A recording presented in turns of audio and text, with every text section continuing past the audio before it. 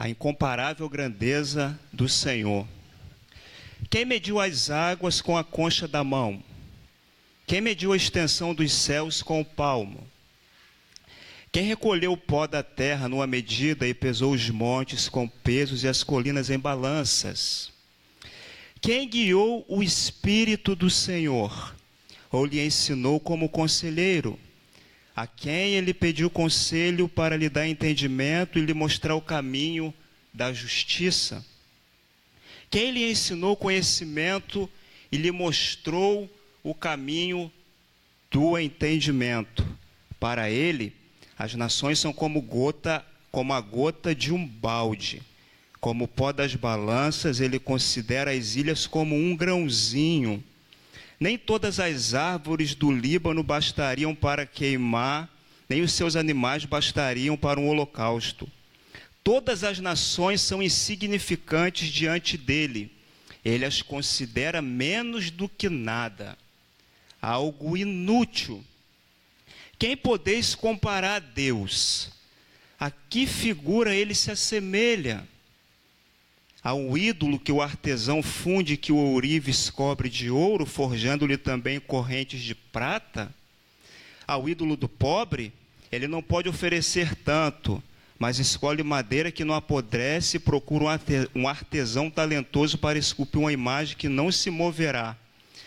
Por acaso não sabeis, não ouvistes, não vos foi dito isso desde o princípio? Não entendeste desde a fundação da terra? Ele é o que está assentado sobre o círculo da terra, cujos moradores são para ele como gafanhotos. Ele é o que estende os céus como cortina e os desenrola como tendas para nela habitar. Ele é o que reduz os príncipes a nada e torna inúteis os juízes da terra. Mal são plantados e semeados e mal firmam raízes na terra. Ele sopra sobre eles, então secam, e a tempestade os leva como se fossem palha. Diz o santo: com quem me comparareis? Com quem eu me assemelho? Levantai os olhos para o alto e vede. Quem criou estas coisas? Foi aquele que faz sair o exército delas segundo o seu número. Ele chama todas pelo nome. Por ser ele grande em força e forte em poder, nenhuma delas faltará. Por que dizeis, ó Jacó, e falas, ó Israel, o meu caminho está escondido do Senhor e o meu direito passa a dizer desapercebido ao meu Deus? Não sabes, não ouviste que o eterno Deus, o Senhor, o Criador dos confins da terra, não se cansa e nem se fatiga? O seu entendimento é insondável. Ele dá força ao cansado e fortalece o que não tem nenhum vigor. Os jovens se cansarão e se fatigarão, e os moços cairão. Mas os que esperam no Senhor renovarão as suas forças, subirão com asas como águia, correrão e não se cansarão, andarão e nunca se fatigarão. Amém?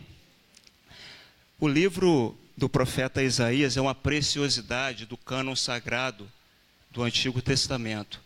Isso é uma curiosidade muito interessante acerca do livro, que a nossa Bíblia protestante ela tem 66 livros, 39 no Antigo Testamento e 27 no Novo.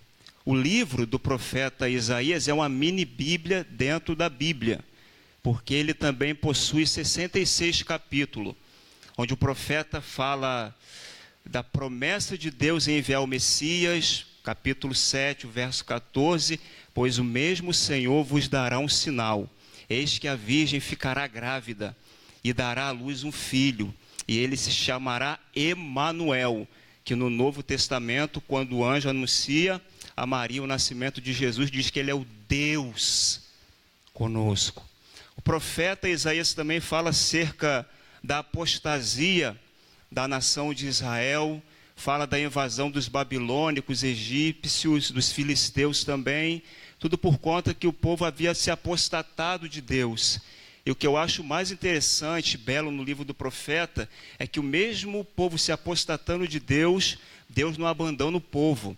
No capítulo 45, quando o povo está enclausurado no cativeiro babilônico por conta da sua própria desobediência, o profeta fala: que digo de Ciro, ele é o meu pastor e fará tudo aquilo que me apraz. Deus levanta um homem ímpio para assinar um edito, uma carta de alforria, para libertar o povo rumo à terra prometida novamente. Mas no texto que nós lemos aqui, capítulo 40, do 12 ao 31, o profeta Isaías ele vai concentrar toda a sua teologia para falar da grandeza de Deus. E é isso que eu quero compartilhar com vocês nessa noite, falando da grandeza de Deus.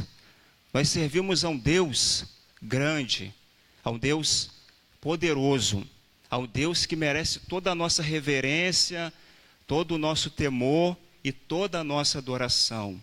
E o interessante é que o profeta Isaías ele vai usar um método muito interessante para falar da grandeza de Deus. Ele fala da grandeza de Deus usando perguntas. Só nessa porção do 12 ao 31 que nós lemos, ele faz 20 perguntas que nenhum professor catedrático na face da terra teria competência e inteligência para responder. Porque para todas as perguntas que Isaías faz, a resposta é Deus. Isso me traz à mente, porque o Max na escola dominical ele me lembrou muito bem que o livro de Jó também é semelhante. Se você ler o livro de Jó, do capítulo 38 ao 41, Deus vai fazer 51 perguntas para Jó. E Jó não soube responder nada. Nadinha do que Deus falou para ele. Jó, aonde você estava quando eu lancei os fundamentos da terra? A conclusão que Jó chegou no capítulo 42 e no verso 2, olha, Senhor, bem sei eu que tudo pode, se nenhum dos teus pensamentos e desígnios pode ser entendido. Antes eu te conhecia só de ouvir, mas agora eu te vejo, eu te contemplo e me abomino no pó e na cinza, porque na tua presença nenhum mortal fica de pé, todos eles ficam prostrados diante da tua grandeza. Então, para falar da grandeza, da magnitude, da infinitude, do excelso Deus, ele faz perguntas. No verso 12 ele começa dizendo assim: quem mediu as águas com a concha da mão? Agora você pensa, irmãos, em toda a água do planeta Terra, Oceano Índico, Pacífico, a água de todo o planeta Terra, cabe aqui, ó, na palma da mão de Deus. Às vezes quando eu vou na ilha, na praia, ali em frente à cidade, eu fico olhando toda essa beleza que a nossa cidade proporciona, eu fico olhando todo aquele mar, e eu fico imaginando, Deus, tu és muito grande. Toda essa água, não só daqui da região, mas do mundo inteiro, cabe na concha da mão de Deus. Aí ele faz outra pergunta: quem mediu a extensão dos céus com o palmo? Pense em toda a realeza celeste, de todo o planeta Terra, e Deus medir toda a extensão dos céus com um palmo. Daí o salmista no Salmo 8, verso 13, ele vai dizer assim: quando eu contemplo os teus céus, obra dos teus dedos. Deus fez os céus usando a ponta do seu dedo. Tanto é que lá nas 10 pragas que ele lançou sobre o Egito, teve uma que os magos de Faraó não conseguiram mais fazer, e eles falaram: isso não é outra coisa a não ser o dedo de Deus. Deus puniu todo o Egito apenas usando o seu dedo sobre a nação. Imagine se ele estende a mão toda, o Egito evaporaria da história. Deus é grande. E ele continua falando da grandeza de Deus. Quem recolheu o pó da terra numa medida e pesou os montes com pesos e as colinas em balanças. Imagina todo o pó da terra, os montes e outeiros, o dedo de Deus lá em Teresópolis, o Monte Everest, Himalaia, Pico do Frade, por aí vai. Todas as montanhas que tem no planeta Terra, ele pesar em uma balança de precisão. Você consegue imaginar isso? Um Deus que pesa todos os montes e outeiros da terra em uma balança de precisão. Só para encorajar você, esse é o Deus que cuida de você. Esse é o Deus que está do seu lado. Para que temer? Verso 13 e 14, ele vai dizer assim: quem guiou o Espírito do Senhor, ou lhe ensinou como conselheiro? A quem ele pediu conselho para lhe dar entendimento e lhe mostrar o caminho da justiça? Quem lhe ensinou conhecimento e lhe mostrou o caminho do entendimento? Ou seja, na criação, Deus não teve um tutor, um conselheiro dizendo, ó, faz dessa forma, desse jeito é melhor, assim é melhor. Deus não teve conselheiro. A Bíblia fala que ele faz tudo aquilo que lhe apraz. Deus, ele não é somente sábio. Ele é sabedoria e ele criou a sabedoria. Aí Paulo vai dizer o seguinte, ele vai citar esse verso na sua carta aos Coríntios, capítulo 2, o verso 16, dizendo assim: pois quem jamais conheceu a mente do Senhor para que possa instruí-lo? Mas nós temos a mente de Cristo. Em Romanos 11, 33 ao 36, ele continua nessa mesma temática. Ó profundidade da riqueza, da sabedoria e do conhecimento de Deus, quão insondáveis são os seus juízos e quão inescrutáveis os seus caminhos. Pois quem conheceu a mente do Senhor? Quem se tornou seu conselheiro? Quem primeiro lhe deu alguma coisa para que ele seja recompensado? Aí ele vai explodir em doxologia no verso 36.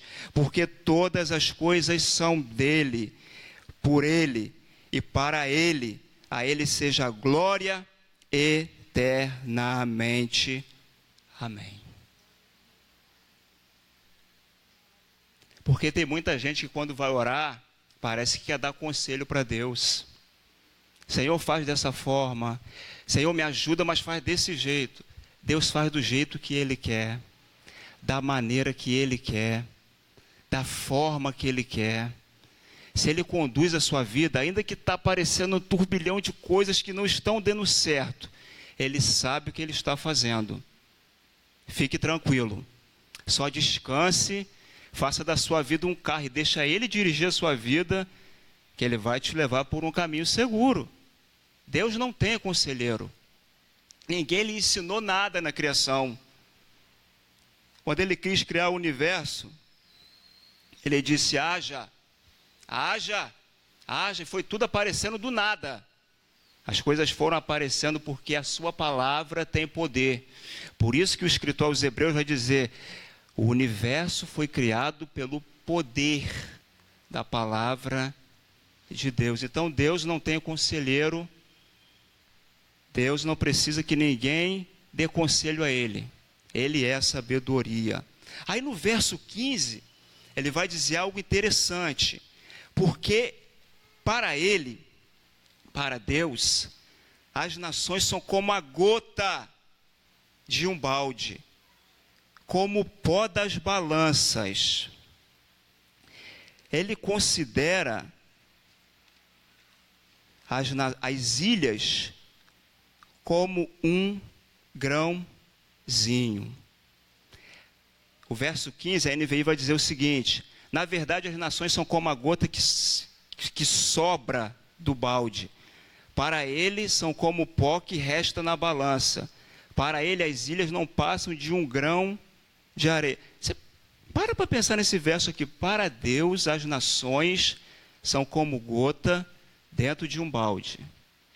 Aí você pensa, nos nossos dias de hoje, a nação mais poderosa do mundo é os Estados Unidos, a Coreia do Norte, com seus mísseis atômicos e tudo mais, com aquele presidente lá que eu não sei falar o nome dele, Xin, sei que lá. Aí você imagina, para Deus, o mundo teme essas nações. Quando elas ameaçam atacar outras nações, as outras nações ficam temerosas. Mas Deus está olhando do céu assim, ó, é uma gota dentro de um balde. É uma gota dentro de um balde. E o texto fala no plural, todas as nações são para ele como a gota dentro de um balde. E o interessante é que no mesmo verso, ele vai dizer que ele olha para as ilhas e são como um grãozinho para ele. Ele olha para as 365 ilhas de Angra, Fernando de Noronha e tudo mais. Para Deus, é como se fosse um grãozinho.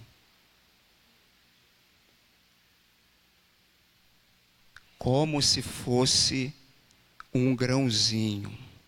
Aí no verso 16 ele vai dizer o seguinte: nem todas as árvores do Líbano bastariam para queimar, nem os seus animais bastariam para um holocausto. A Bíblia de Estudo, MacArthur, vai dizer o seguinte, comentando esse verso: Deus é tão grande e merece um louvor tão grande, que nem mesmo toda a madeira e todos os animais do Líbano seriam suficientes para lhe oferecer o que lhe seria apropriado. Nem todas as madeiras do Líbano, os animais, bastaria. Deus é tão grande, que seria insuficiente todo o sacrifício e todo o holocausto. No verso 17, ele vai dizer o seguinte: todas as nações, ele vai falar no mesmo tom do verso 15, só que no verso 17 ele muda, ó. Todas as nações são insignificantes diante dele.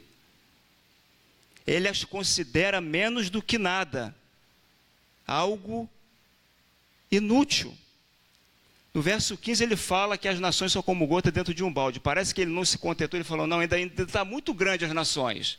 Ainda está muito grande as nações, como gota dentro de um balde, ainda está muito grande, tem muito orgulho. Espera aí, vou melhorar aqui. Todas as nações são insignificantes diante dele. Ele as considera menos do que nada, como algo inútil. Gente, nada é nada.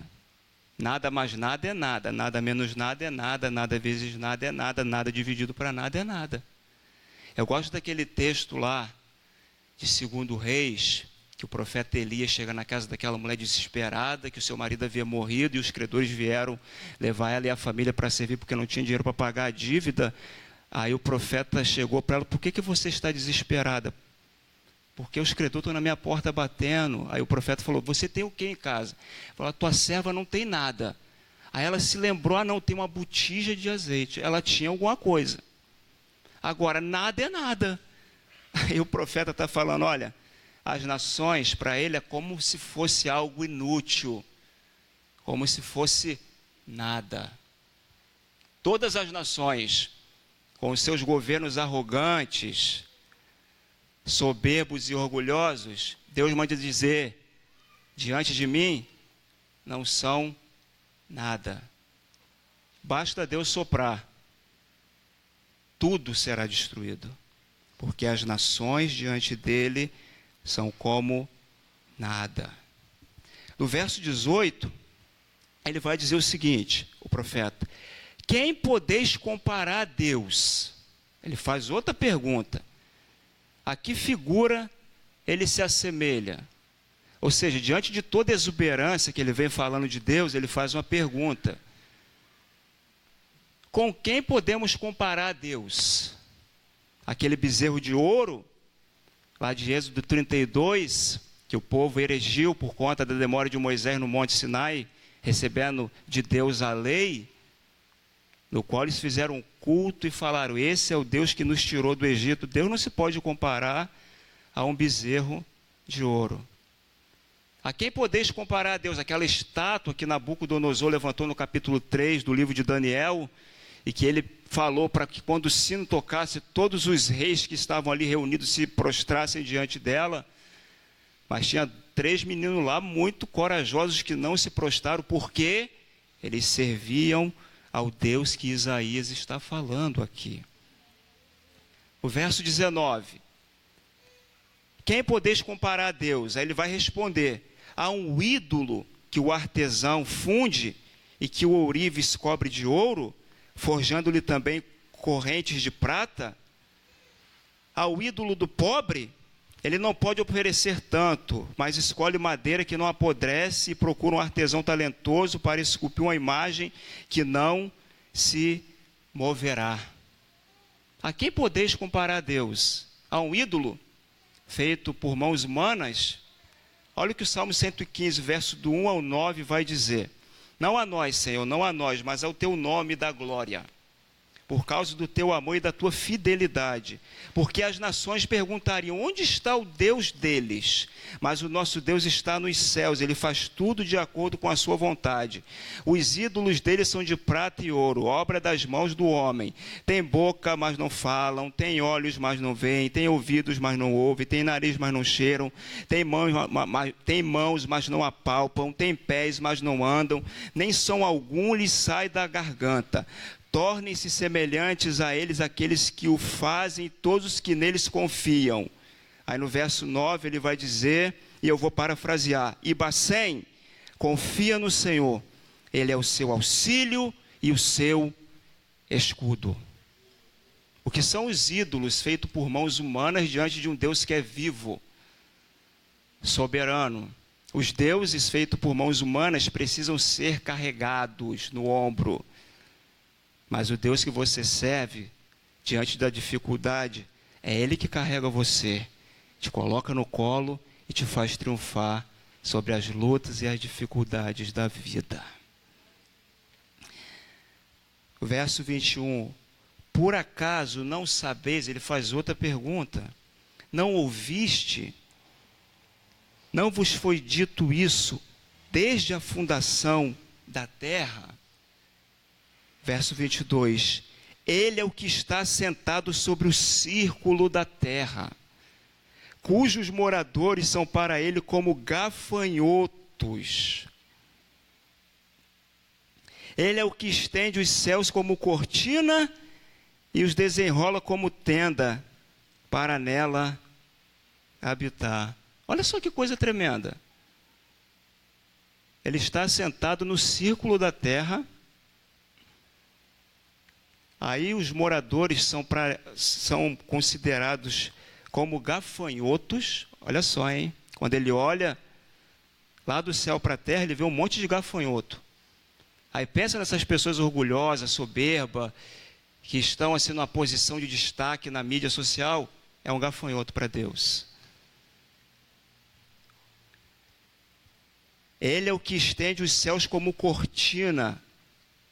Já parou para pensar na extensão dos céus? E ele estender como cortina? Você tem cortina na sua casa, quando você abre de manhã para o sol raiar dentro da sua casa? Assim Deus faz com os céus. Ele pega como cortina e os desenrola como tenda para nela habitar. O céu para Deus é como um viajante que chega num lugar e pega a sua tenda e desenrola para tirar um descanso. Então, toda a extensão celeste para Deus é como uma cortina ou como uma tenda que o viajante descansa. Comparando o versículo 22 com Daniel 4:35, olha o que Nabucodonosor vai dizer acerca de Deus. Aquele mesmo que edificou a Babilônia, ele ficou tão orgulhoso que certo dia ele chegou da varanda do seu palácio e disse assim: esta é a grande Babilônia que eu edifiquei, com a força do meu braço. Até aí tudo bem, a soberba dele estava aqui. Mas quando ele falou, para a glória do meu nome, Aí se cumpriu aquilo que está lá em Isaías. Deus não divide a glória dele com ninguém. O poder ele até divide, porque ele vai falar para os discípulos: eis que vos dou poder. O poder ele compartilha com a gente, mas a glória dele, por isso que toda a glória que o homem toma para si é uma glória vazia, sem sentido. Por isso que no Novo Testamento tem um homem que morreu com medo de bicho porque não deu glória a Deus. Aí quando ele falou isso: eu edifiquei para a glória do meu nome, uma voz veio do céu, o teu reino acaba agora. Ele foi para o pasto. Ele ficou como um animal, gente. Lê o texto: cresceu pelo, a unha cresceu. Passou-se um tempo, o entendimento dele voltou. Aí Nabucodonosor virou um teólogo. Olha o que ele vai dizer. Daniel 4,35. E todos os moradores da terra são considerados nada. Isaías fala que é gafanhoto. Nabucodonosor foi mais profundo. Ó, os moradores da terra diante dele são considerados nada. E ele age no exército do céu e entre os moradores da terra segundo a sua vontade. Ninguém pode deter a sua mão, nem lhe dizer: que fazes? Gente, quando Deus está agindo, ninguém pode falar: você está fazendo dessa forma por quê? Se eu não me engano é Jeremias que vai dizer: o barro pode reivindicar o olheiro? Tipo assim, por que você está me fazendo dessa forma? Quem é que tem o controle do barro? Não é o olheiro? Então ele faz o vaso do jeito que ele quer. Se ele quiser, ele quebra. Ele faz de novo. Então não fique triste quando Deus te quebrar. Ele vai te fazer de novo. Fica tranquilo. Os moradores da terra são considerados como nada diante dele. Aí é tanta gente orgulhosa, né, gente? Tanta gente rotando arrogância. A Bíblia está dizendo: diante de Deus não é nada, cara. E pasmem, irmãos, na igreja tem muita gente orgulhosa e arrogante, viu? Estou falando de forma generalizada, tá? Pessoas que por conta de um cargo se acham que é o dono da igreja. Eu li uma frase muito interessante acerca do orgulho. O autor disse assim: quer matar o seu orgulho? Leva ele para o Calvário. Lá ele vai morrer afogado no sangue de Jesus. Lá ele vai morrer afogado no sangue de Jesus, porque ele disse: aprendei de mim, que sou manso e arrogante de coração e orgulhoso. Aprendei de mim, que sou manso e humilde de coração. E o que eu amo em Jesus, que todo ensinamento dele teórico, ele exemplificava. Ele provou que era humilde, João capítulo 13, lavando os pés dos discípulos. Tá bom para você? E quem fazia esse serviço era o escravo de mais baixa escala na época entre os judeus.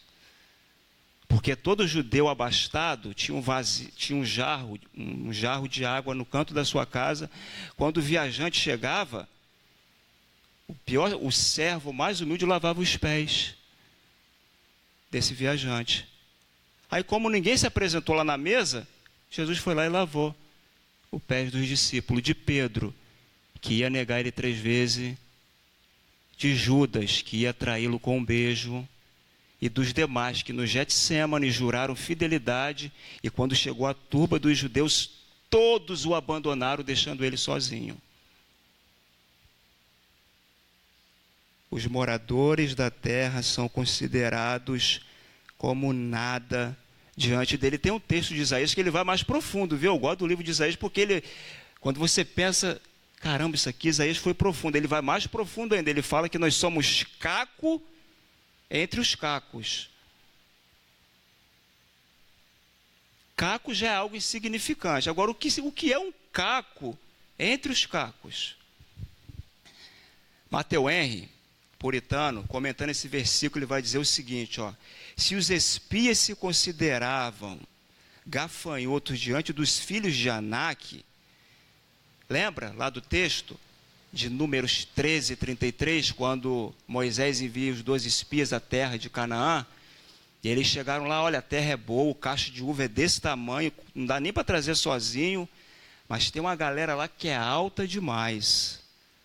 Nós, diante deles, somos como gafanhotos. Se os espias se consideraram como gafanhotos diante daqueles homens, ele vai concluir dizendo, que seremos nós diante de Deus? Era a comida de João Batista, gafanhoto e mel silvestre. Ele está dizendo, você não passa da comida do João Batista, cara. Eu sou soberano, eu sou grande. No verso 23 ele vai dizer o seguinte, ele é o que reduz os príncipes a nada e torna inúteis os juízes da terra. Ele é o que reduz os príncipes a nada e torna inúteis os juízes da terra. Imagina, todos os príncipes e os juízes da terra, com sua realeza, pompa, fama, Deus reduz a nada. Aí ele vai ilustrar no verso 24 com a analogia da agricultura. Olha o que ele vai dizer no verso 24. Mal são plantados e semeados, e mal firmam raízes na terra. Ele sopra sobre eles, então secam, como a erva, e a tempestade os leva como se fossem palha. Quando os príncipes ficam arrogantes e orgulhosos, os juízes, ele sopra, eles voam como palha. Porque não adianta, gente, se exaltar diante de Deus é queda livre. Eu li uma frase muito interessante, o autor disse assim, eu prefiro ficar embaixo, porque aí eu não tenho risco de queda. É simples assim, né? Pessoa, quanto mais alto no seu pináculo do orgulho, maior é o tombo. Maior é o tombo. E Deus está dizendo, olha, para mim é como o gafanhoto. Os juízes, os príncipes, são como nada, são como palha. Eu só sopro, eu não uso nem a minha mão. Eu não uso nem aquele anjo que foi lá no arraial do Senaqueribe, numa noite só matou 185 mil soldados. Quando ele acordou, ele viu o seu exército inteiro dizimado. Eu sopro. E eles são como palha que o vento dispersa. Aí no verso 25, ele vai repetir aquilo que ele disse no verso 18. Diz o santo, com quem me comparareis? Ele vai afirmar, com quem eu me assemelho? Ele vai usar aqui o atributo, Deus é santo, habita num lugar santo e tem um povo santo, que é a igreja. Aí ele vai dizer de novo, com quem podemos comparar a Deus? Com quem? O que eu acho interessante, no verso 26, que agora ele tira os olhos da esfera da terra, o profeta, e manda nós levantar os olhos para o céu. E olha o que ele vai dizer no verso 26, acompanha aí. Levantai os olhos para o alto e vede. Quem criou estas coisas? Foi aquele que faz sair o exército delas segundo o seu número. Ele chama todas pelo nome, por ser ele grande em força e forte em poder, nenhuma delas faltará. Aqui ele está se referindo a toda a constelação. Irmãos, alguém já disse, não sei se é verdade, eu vou compartilhar porque eu ouvi, que há mais estrela no firmamento celeste do que grãos de areia na praia do mar. Eu quero esclarecer isso melhor para você, citando o Salmo 147, verso 4. Olha só o que o salmista vai dizer. Deus conta o número das estrelas, chamando-as cada uma pelo seu nome. Ele não sabe apenas a quantidade de estrelas que tem na constelação. Ele chama cada uma pelo nome. Porque aqui, amados, onde nós habitamos, a nossa cidade é muito iluminada. Por isso que a gente não consegue ver tantas estrelas assim no céu. Mas imagina na época que Deus falou assim: Abraão, sai da tua tenda e olha para o céu e conta as estrelas. Abraão habitava num lugar deserto, em Ur dos Caldeus.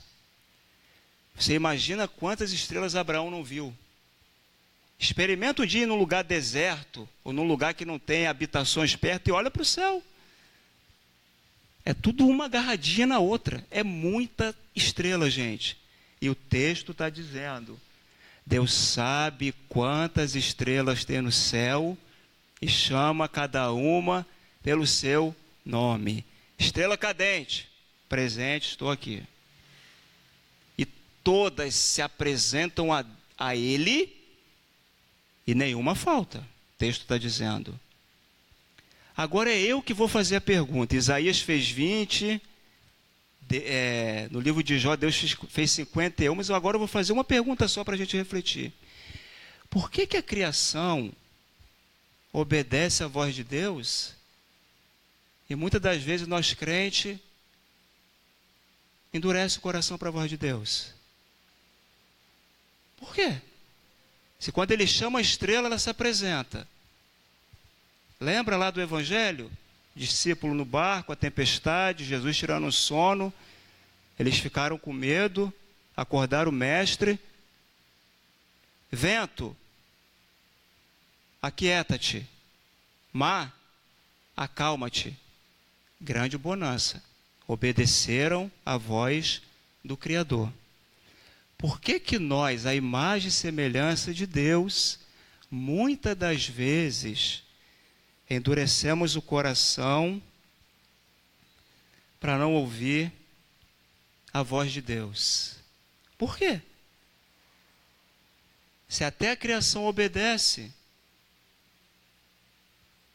Tem um texto em Isaías também, que diz que ele chama a ave de rapina do Oriente, e ela se apresenta. Lembra lá de Elias no ribeiro de Querite? Quem é que levava carne e pão de manhã e carne e pão à tarde? Quem é que levava? Era um garçom? Os corvos obedeciam à voz de Deus para alimentar o profeta.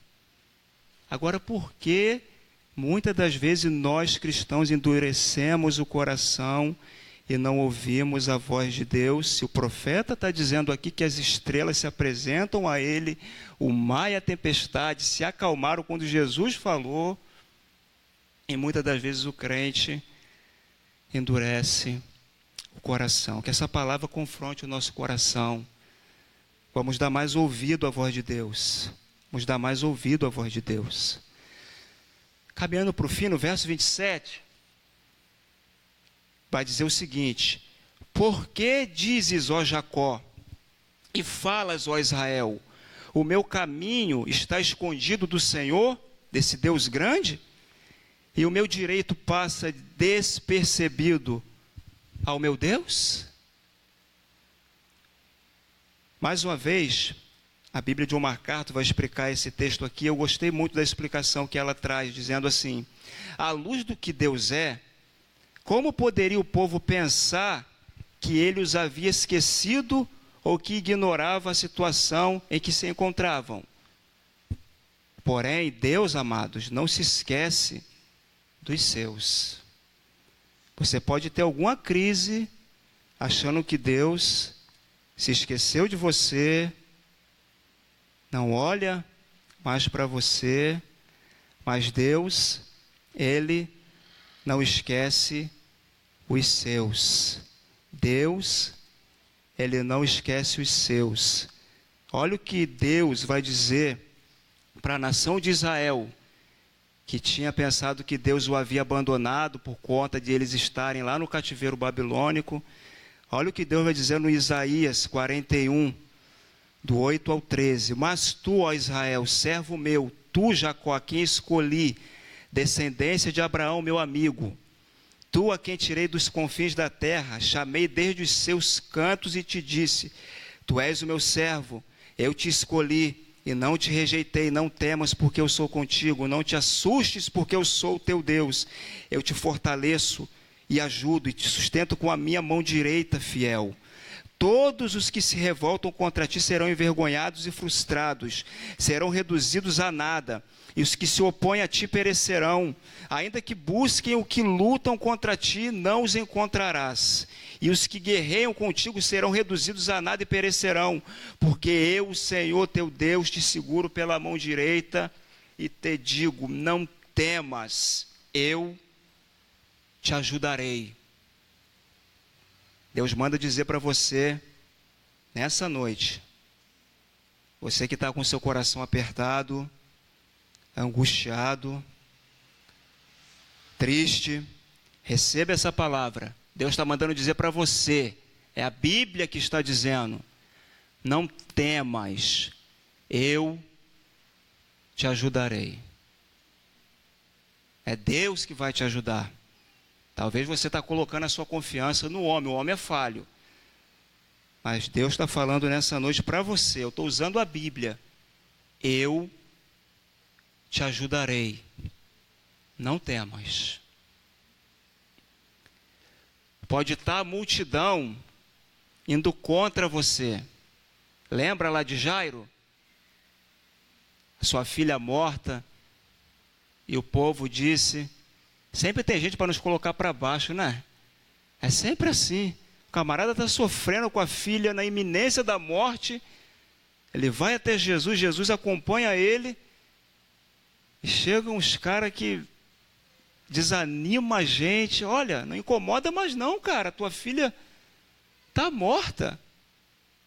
Aí qual foi a resposta de Jesus? Contrapondo a negatividade dos homens. Jairo, não temas, crê somente. Porque todos aqueles que morreram quando se encontraram com Cristo ficaram de pé. Com a menina não seria diferente. Então essa palavra é para você nessa noite. Não temas. Crê somente. Crê somente.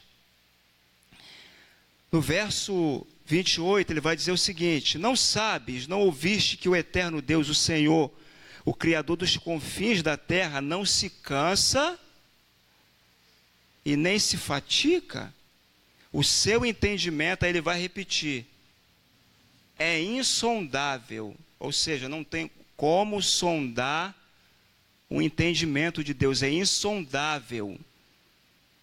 Não tem como nós mortais atingir um nível de sabedoria para entender a mente de Deus.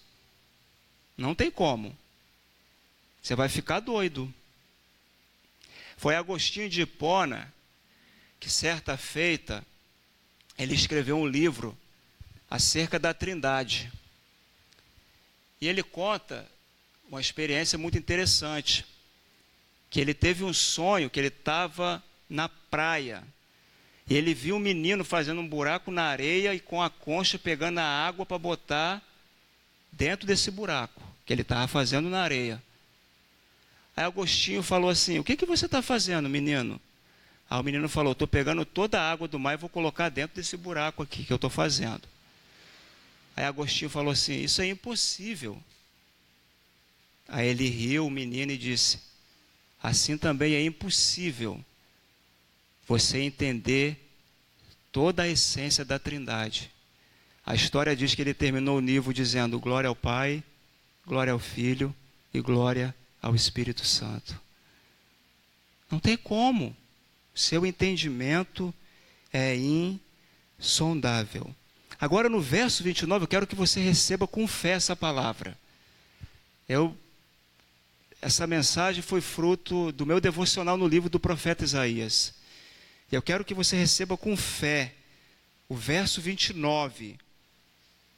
Ele dá força ao cansado e fortalece o que não tem vigor. Ele dá força ao cansado e fortalece o que não tem nenhum vigor. Olha que coisa tremenda. Olha que remédio para a depressão, para o desânimo. Ele dá força ao cansado e fortalece o que não tem nenhum vigor. Aí eu achei interessante uma passagem que se coaduna com esse texto aqui, lá no livro de Josué, capítulo 14, do 9 ao 11. Josué dá Hebrom como herança para Calebe, e olha o que ele vai dizer, preste atenção. Naquele dia Moisés jurou dizendo: certamente a terra em que o teu pé pisou te será herança, para ti e para teus filhos para sempre, porque perseveraste em seguir o Senhor meu Deus. Aí Calebe vai dizer: e agora, como prometeu o Senhor, conservou-me em vida estes 45 anos, e isso desde o tempo em que o Senhor falou esta palavra a Moisés, quando Israel ainda estava no deserto. Ou seja, 45 anos depois a promessa se cumpriu. Ele já estava um camarada idoso. Mas olha o que ele vai dizer: e hoje já tenho 85 anos. Ainda hoje estou tão forte como no dia em que Moisés me enviou. A minha força então era como é agora, tanto para guerrear como para trabalhar. O cara recebeu uma promessa há 40 anos atrás e a promessa se cumpriu. Aí ele está agora com 85 anos e está falando: Deus, eu estou cheio de força, hein? Se tiver uma guerra, pode me chamar que eu vou guerrear. É o Deus que dá força ao cansado e vigor àqueles que estão desfalecendo. Você tinha tantos lugares para ir nessa noite, mas você veio aqui para ouvir essa palavra. Ele dá força ao cansado e fortalece o que não tem vigor. Deus é tremendo, gente. Isso aqui me faz lembrar também aquele texto lá de Reis, quando Israel está cercado pela nação inimiga e ninguém podia entrar na cidade e nem sair. E fora da cidade tinha 4 leprosos. A lepra na época era uma doença terrível. A pessoa não podia viver em comunidade. Havia um local específico para os leprosos. Então eles estavam fora da cidade. A cidade cercada. Lá dentro a fome era terrível, a ponto de uma mãe matar o filho e comer no outro dia para matar o filho da outra mulher. A mulher não quis matar o seu filho, teve uma confusão, o rei teve que intervir. Aí os leprosos pensaram assim: olha, se a gente ficar aqui, a gente vai morrer de fome. A gente já está debilitado por conta da doença e da fome. Pensa, a doença debilita a pessoa. Imagina a pessoa com doença e com fome. Debilitadíssimos. Aí os 4 pensaram assim: olha só, se a gente ficar aqui, a gente vai morrer. Vamos lá no arraial do exército inimigo. Se ele nos aceitar, tudo bem. Se não aceitar, se matar a gente vai ficar no lucro. Aí eles foram, andando, bem devagarzinho. E está lá o exército inimigo, comemorando porque a cidade, porque o povo estava enclausurado dentro da cidade, não podia sair, já estava contando com a vitória. E está lá os leprosos andando em direção à cidade. De repente, no arraial inimigo, eles escutaram, dizendo assim: caramba, eu acho que Israel fez aliança com outras nações, porque olha o tamanho do exército que está vindo aí atrás da gente, com carros e cavalos. Gente, era 4 leprosos andando. E você duvida do poder de Deus ainda? Você duvida da grandeza de Deus? O texto prossegue, quando ele chega no arraial, João, não tinha ninguém. Todo mundo correu. E o texto é muito profundo. Eu acho que as pessoas não acreditaram tanto, mandaram um mensageiro ir ver se era verdade. O camarada foi quase perto do Jordão, Alexandre, e tinha roupa até nos galhos. Mas os caras correram muito e o arraial ficou lá. Os leprosos tiraram onda, botaram corrente de ouro, se alimentaram bastante. Foi lá avisar para o povo, ó, tem comida de fartura aqui no exército inimigo. Não tem ninguém no arraial. Gente, foram 4 leprosos que colocaram um exército inteiro para correr. Deus dá força ao cansado e fortalece o que não tem vigor. Aí ele vai ilustrar isso no verso 30 e no verso 31. Ele vai dizer o seguinte, ó: os jovens se cansarão e se fatigarão, e os moços cairão. Interessante que ele não usa a figura nem de uma criança, nem de uma pessoa idosa. Ele pega os jovens e os moços. A pessoa que está naquela idade varonil, da força, do vigor. Mas ele está dizendo, os jovens se cansarão. E se fatigarão, e os moços cairão. Aí no verso 31, mas os que esperam no Senhor, esperar no Senhor e confiar é sinônimo, tá? Quem espera, confia.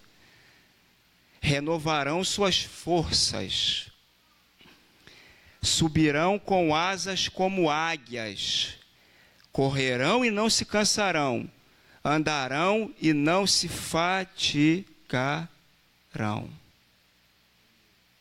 Os que esperam no Senhor terão as suas forças renovadas. E ele usa aqui a figura da águia. Subirão com asas como, tá? Não é que você vai ser águia não, tá? Subirão com asas como águia. Dentre muitas características da águia, uma delas, tem muitas, mas uma delas é muito interessante.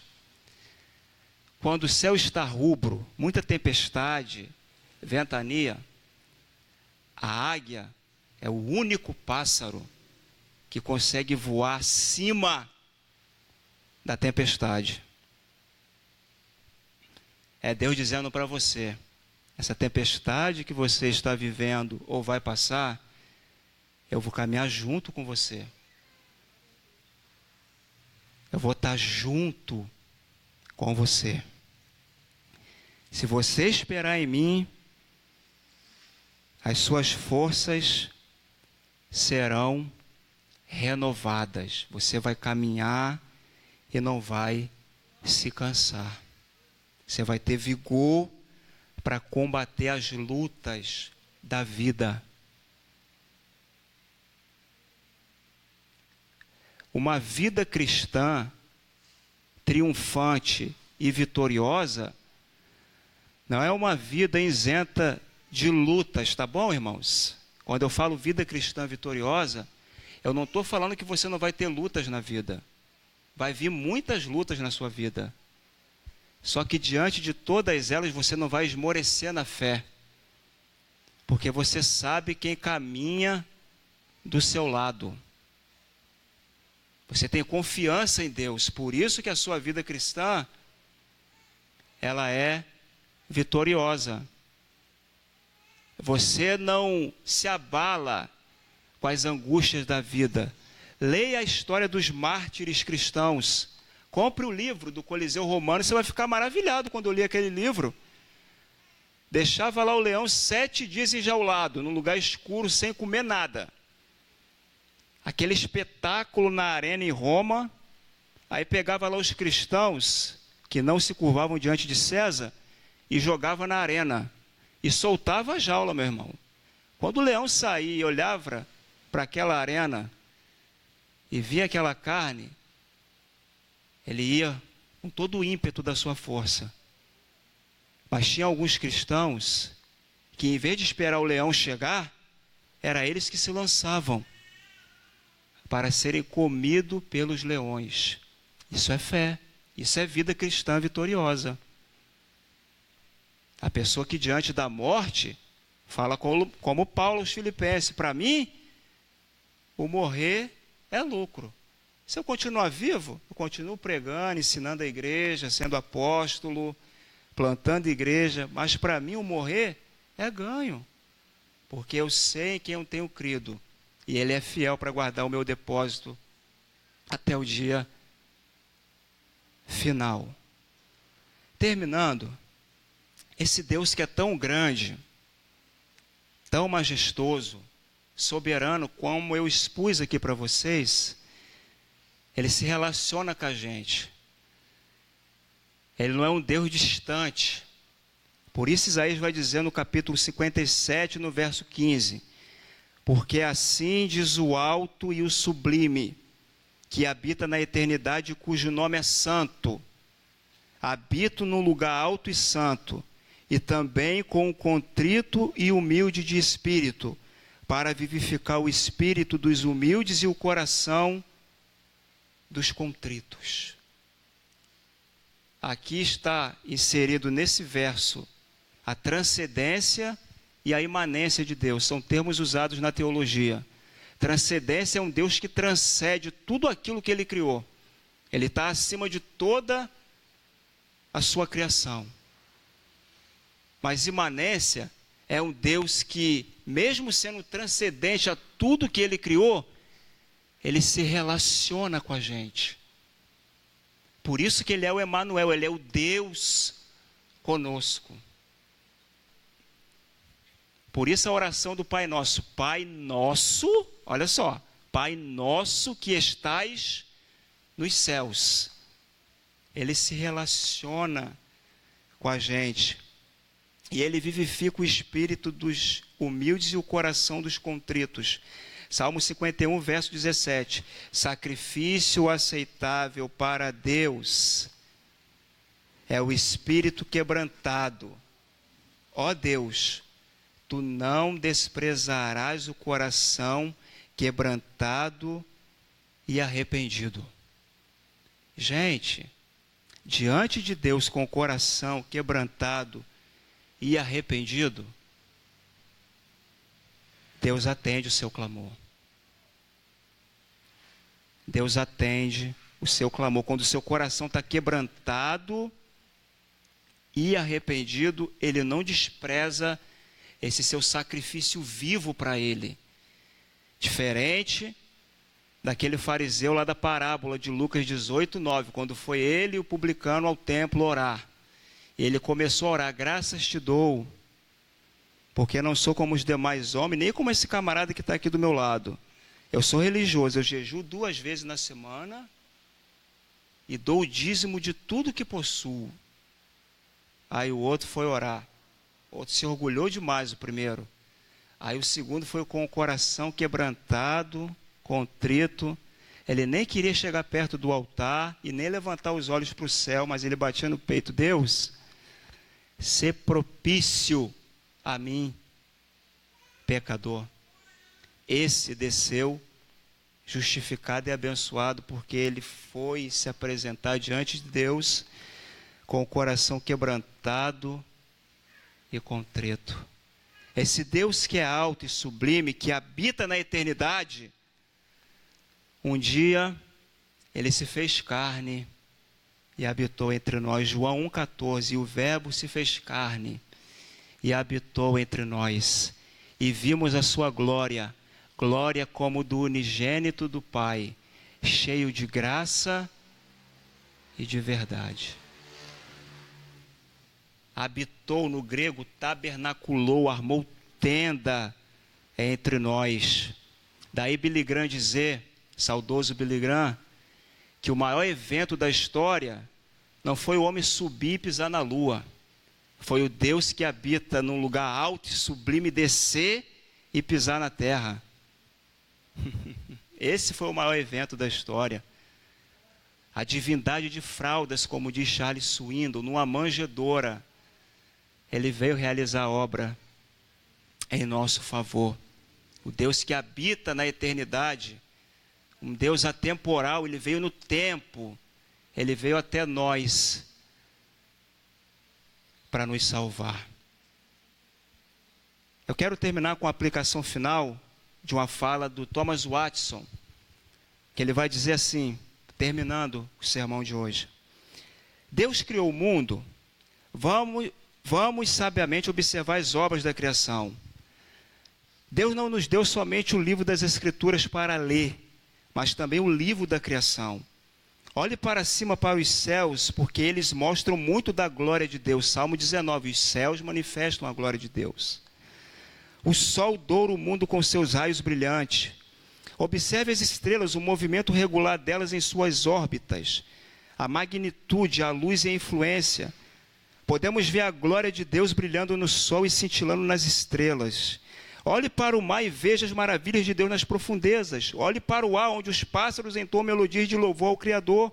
Olhe para a terra, onde podemos nos admirar com a natureza dos minerais, o poder da magnetita, a virtude das ervas. Veja a terra adornada com flores, como uma noiva.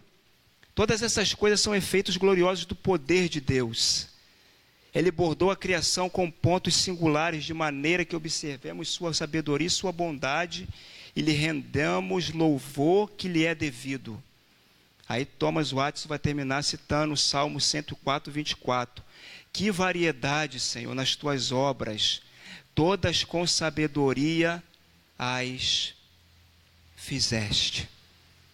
Ou seja, a criação de Deus, do Deus soberano que Isaías disse, é um livro para os incrédulos.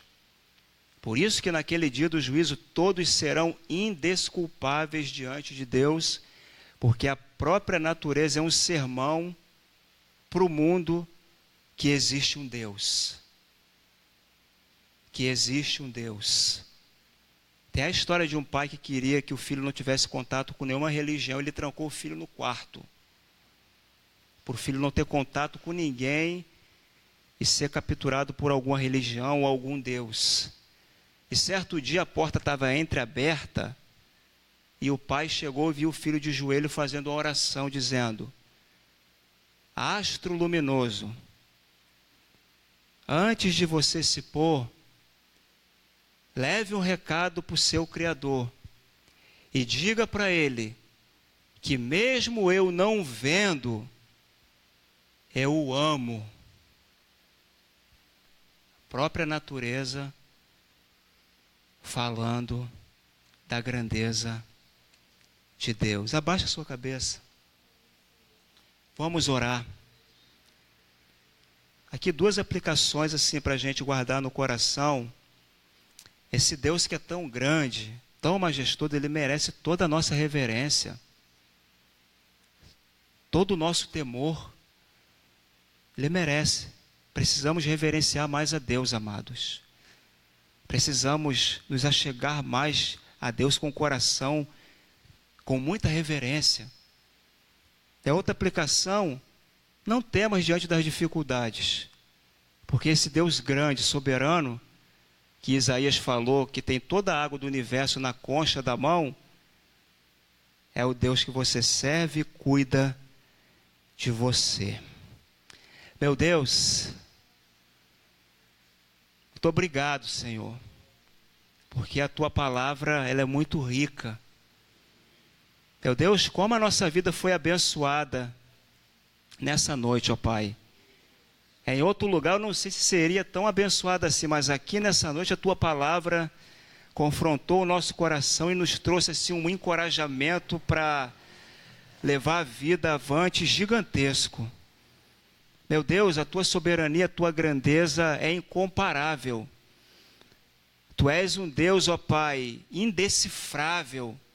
Meu Deus, não podemos sondar, ó Pai, o Teu pensamento. É insondável, ó Pai, a Tua grandeza.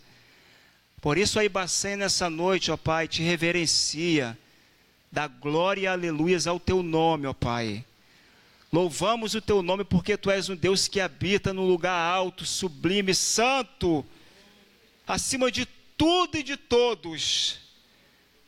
mas que na manjedoura, aleluia, na manjedoura se tornou como um de nós, sem pecado, assumiu a nossa natureza, como diz Paulo aos Filipenses, e morreu uma morte cruenta, uma morte terrível, ignominiosa, que é a morte de cruz, para nos reconciliar com Deus. Por isso te damos graças, Senhor, e louvamos o teu nome, ó Pai, para todos sempre. Amém. E graças a Deus. Louvado seja o teu nome, Jesus. Que Deus abençoe a igreja. Tenha uma noite feliz. Uma sexta-feira assim repleta da graça e da presença de Deus. Ore silenciosamente. O irmão João vai estar ali na porta aguardando você para te dar um aperto de